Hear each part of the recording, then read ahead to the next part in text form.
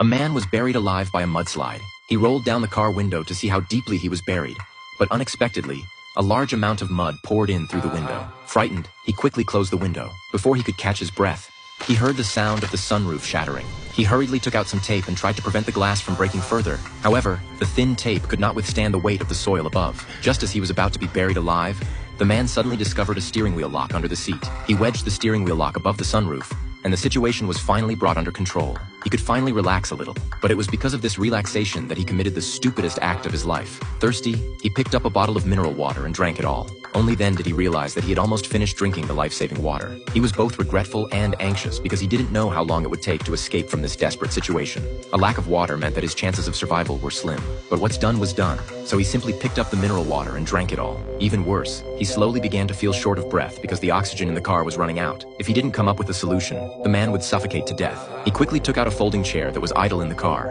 and then pulled out the hollow steel tube from the folding chair. Next, the man removed the cap from the mineral water bottle, and then drilled a small hole in the cap with a nail clipper.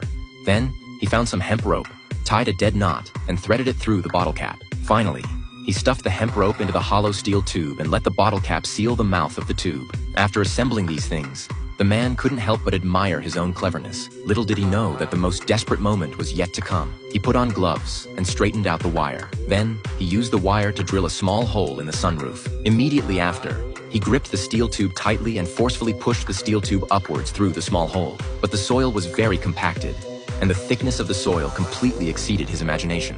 The entire 1.8-meter-long steel tube failed to extend to the ground surface.